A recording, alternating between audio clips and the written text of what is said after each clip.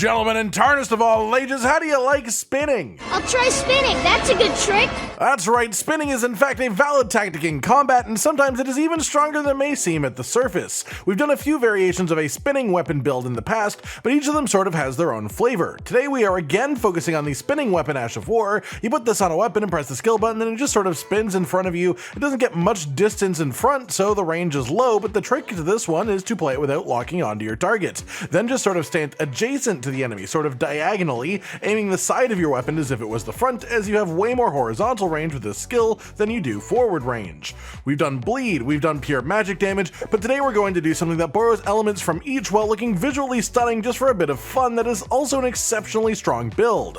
One of the more interesting combos in the game is Frostbite debuff and Fire. When Frostbite is applied, it causes a major poise break and also does about 10% of the enemy's maximum health as damage to them. Then it leaves a debuff on them, making them take more damage for a period of time afterwards. The trick that Fire adds to this is that any fire damage at all actually removes Frostbite debuff, and this allows you to apply Frostbite once again, get the stagger again, and get that max health chunk again too. This is similar to what Bleed does, but in a flashier way, and it is a way of having a similar playstyle not only in an intelligence build instead of an arcane build, but also a version of this playstyle that works on enemies that would otherwise be immune to bleed, as a number of important bosses in the game are as such. That said, we build upon that concept, pump up the magic damage that we have access to, and it makes this a really nasty way to just melt through enemies in an int build with essentially a melee attack as your main source of damage. As far as PvP goes, this build is, as it is, it's a little bit of a struggle. Spinning weapon is hard to actually catch out real players with, as most people are aware of the concept and won't let you play at that ridiculously close range. But the weapon that we have applied it to is the Claymans Harpoon, which is a spear, and spears have a great moveset for PvP, allowing you to play sort of hit and run strats, and on top of that, this is an int focused build, which means you can add in any other sorceries that you want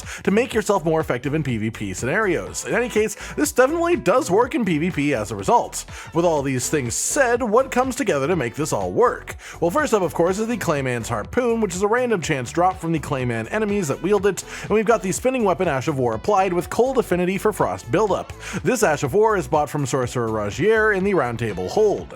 Then in your offhand, you want the staff, and the Carrion Regal Scepter is the best choice for this specific build, as it scales excellently with high intelligence without increasing your FP costs. Then you want a weightless seal. Any one of them will do really, this is just to activate a couple of effect incantations. For your armor, you want to have the Spellblade set in its entirety, and you get this from the corpse of Sorcerer Ragier once he's dead. Each piece of this armor gives you 2% bonus damage to magic or cold based Ashes of War, and spinning weapon counts towards that, so it gets a full 8% bonus when you fully cosplay as Ragier. Cosplay? Costume play. It is of course worth saying though that this armor set has super low defensive and poise stats, which can occasionally hurt you, and as this build has loads of endurance anyways, so you can actually sort of wear the full Radon armor set without going to heavy equip load. So keep that in mind both for PvP purposes and for any boss where the specific amount of extra poise that would grant you would be enough to turn the tide, more so than the 8% bonus magic damage would. Then moving on to our talisman, you want the Shard of Alexander, as you would in most builds. This gives you a 15% bonus to all damage done by weapon skills. This one is found by completing a 3-step questline where you meet up with Alexander the Jar Warrior in the desert where you kill Radon, then once again in the lava pit southwest of Seathwater Terminus on Mount Gelmir, and then one final time near the Dragon Temple Lift Site of Grace in crumbling Farum Azula. Then you also want the Rotten Winged Sword Insignia Talisman. You get this from helping out Millicent at the end of her questline, and this gives you a growing damage boost as you hit enemies with physical attacks successive times. The more hits that you get without a break, the more the boost is. Spinning weapon as a skill hits 7 times per input, so as you can imagine, this stacks up very well. Then we of course also use the Millicent's Prosthesis Talisman, which has a similar effect to the Rotten Winged Sword, and also stacks with it, as well as giving you a bonus 5 dexterity just for fun. This one is gathered in the opposite way of the last one, as the reward for betraying Millicent at the end of her questline, or if you happen to kill her a bit earlier on. You cannot get both of these in one playthrough unless you have a generous friend who drops one for you, but it's fair game and New Game Plus of course. Then finally for talismans, we have the Magic Scorpion Charm Talisman for a bonus 12% to all magic damage that you deal at the cost of some of your damage negation. As you may have realized, this in combination with us using Rogier's set gives us pretty non-existent physical damage negation, so if you struggle to avoid attacks in a specific encounter, you should definitely replace this talisman for that. Most notably with the Dragon Crest Great Shield Talisman for a ton of bonus physical damage negation. For PvP specifically, when you are using Radon armor, it's worth considering the Bullgoat Talisman as well for a super solid boost to your poise, so you can just hold down spinning weapon even while you're being attacked. Then let's talk about your wondrous Flask of Physick, and one of those slots is very set in stone as the Magic Shrouding Cracked tier to boost your damage by 20% with magic damage for ages after you drink the flask. This one comes from defeating the boss at the minor Erdtree on the eastern side of Liurnia. Then your second slot is a bit more situational. If you are comfortable with survival on an encounter, the Thorny Cracked tier will get you the most damage possible, giving you another damage boost to successive hits.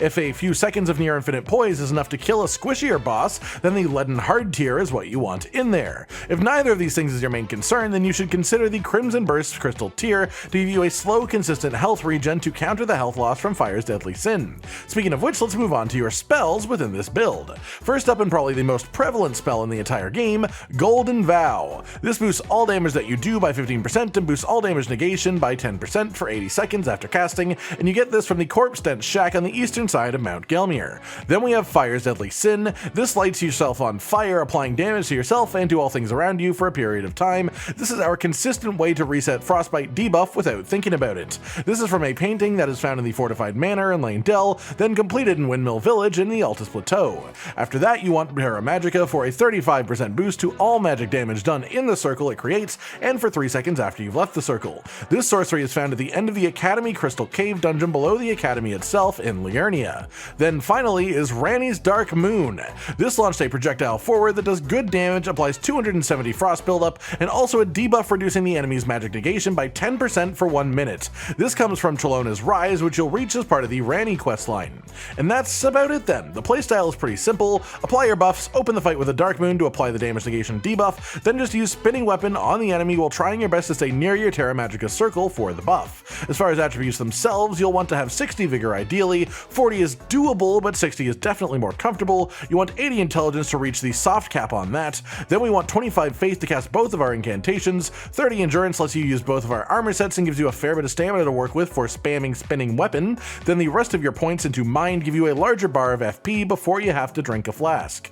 And that does it, everyone. The Frosted Fire spin build for Elden Ring, focused around applying Frostbite on repeat while using the Spinning Weapon skill. I hope you've enjoyed watching this build come together, and I hope you enjoy using it yourself if you put it together in your own game. Like if you like the video, subscribe and hit the notification bell for more, and most importantly, ladies and gentlemen, stay sweet. Josh, Cotton, and Hollow with the videos, dropping the humor like a hammer on your tippy toes, bringing entertainment on a daily arrangement to take our insanity and turn it into entertainment. Yes, I said entertainment twice, to reiterate that it is nice to look into your faces on a mostly daily basis when you let us in your homes to make the whole world a stage. Goodbye.